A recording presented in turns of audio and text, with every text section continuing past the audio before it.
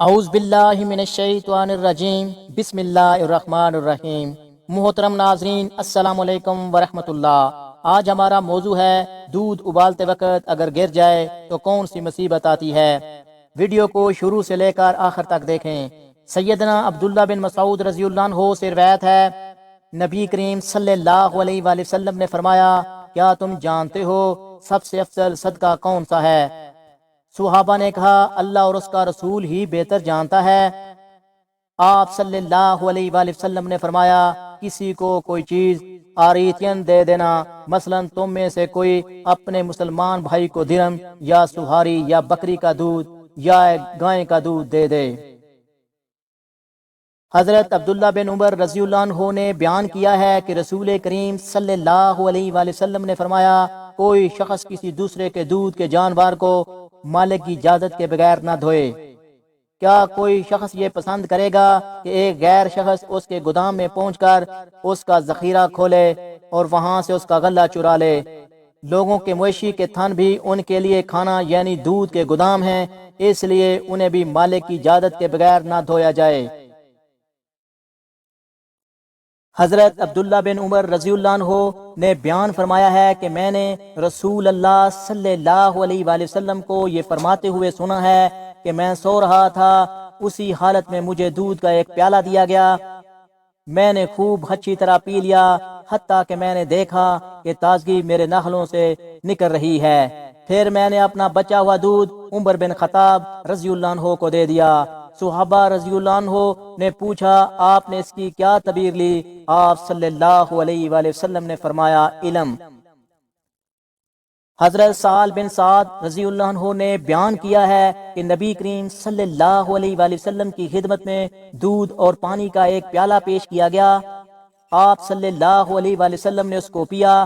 آپ کی دائیں طرف ایک نو عمر لڑکا بیٹھا ہوا تھا اور کچھ بڑے بوڑھے لوگ بائیں طرف بیٹھے ہوئے تھے۔ آپ نے فرمایا، لڑکے، کیا تو اجازت دے گا کہ میں پہلے پیالہ بڑوں کو دے دوں؟ اس پر اس نے کہا کہ یا رسول اللہ، میں تو آپ کے چھوٹوں میں سے اپنے حصے کو اپنے سوا کسی کو نہیں دے سکتا۔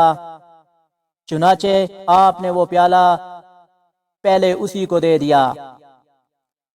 محترم ناظرین، آج ایک اہم نقطے پر بات کرنے جا رہے ہیں کہ اگر دودھ ابالتے وقت فرش پر گر جائے یعنی ضائع ہو جائے تو اس کے کیا نقصانات ہیں، یعنی مالی نقصانات کے علاوہ روحانی طور پر اس گھر میں کیا آفتیں آتی ہیں، اور کیا یہ بدشگونی کی علامت ہے جیسا کہ عام طور پر دیکھا جا سکتا ہے کہ اس کے بارے میں مختلف طرح کے سوالات سوشل میڈیا پر آئے روز گردش کرتے رہتے ہیں، اور اسی حوالے سے مختلف لوگ اس پر مختلف طرح کے نظریات بھی پیش کرتے نظر آتے ہیں، لیکن اس کے پیچھے حقیقت کیا ہے اس کے بارے میں ہم آپ کو بتانے جا رہے ہیں۔ اور دودھ جیسے اللہ کا نور کہا جاتا ہے، اس کے بارے میں آپ کے ساتھ ایک ایسا واقعہ شیئر کرتے ہیں جو امام علی رضی اللہ عنہ کے ساتھ منسوب کیا گیا ہے۔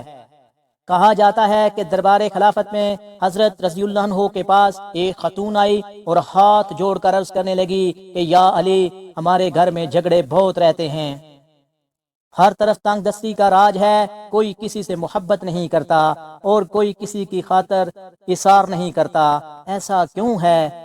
اس عورت کا یہ سوال کرنا تھا کہ حضرت علی رضی اللہ عنہ، جنہیں باب العلم کہا گیا ہے، فوراً معاملے کی تہہ پر پہنچ گئے کہ یہ حضرت علی ہی کی شان تھی کہ چند لمحوں میں انہوں نے وجہ اور حقیقت کا سراغ پا لیا۔ انہوں نے کہا کہ اے خاتون، مجھے تم یہ بتاؤ کہ جب اپنے گھر میں اللہ کا فراہم کیا گیا رزق استعمال کرتے ہو، کیا اس میں کچھ ضائع بھی ہوتا ہے؟ اس عورت نے جواب دیا کہ یا علی، جب میں اپنے گھر میں دودھ ابالتی ہوں تو وہ تھوڑا ابل کر زمین پہ گر جاتا ہے۔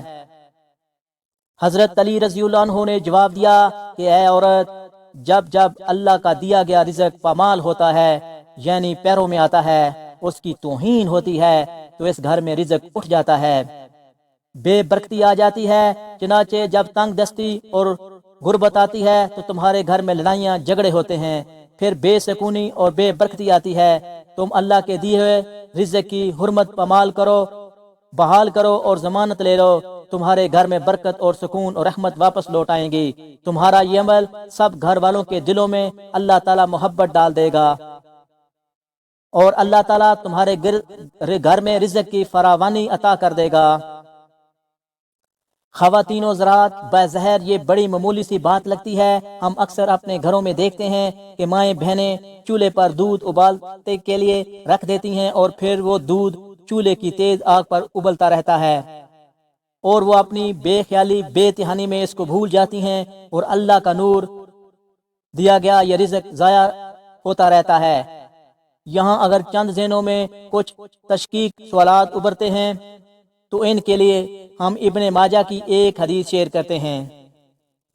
حضرت عائشہ صدیقہ رضی اللہ عنہا فرماتی ہیں کہ تاجدار مدینہ محمد صلی اللہ علیہ وآلہ وسلم گھر میں تشریف لائے تو روٹی کا ایک ٹکڑا زمین پر پڑا ہوا دیکھا، تو آپ نے اس کو اٹھایا، صاف کیا اور کھا لیا، اور فرمایا کہ اچھی چیز کا احترام کرو، رزق جب کسی سے بھاگتا ہے تو لوٹ کر نہیں آتا۔ اللہ تعالیٰ سے دعا ہے کہ ہم سب کو ہدایت اور توفیق نصیب فرمائے کہ ہم اس کے عطا کیے گئے رزق کو ضائع نہ کریں، اس کے عطا کیے گئے رزق کی توہین اور بے حرمتی نہ کریں، اور اضافی رزق میں دوسروں کو بھی شریک کریں، اللہ اور اس کے رسول کی خوشنودگی حاصل کریں۔ آمین ثم آمین۔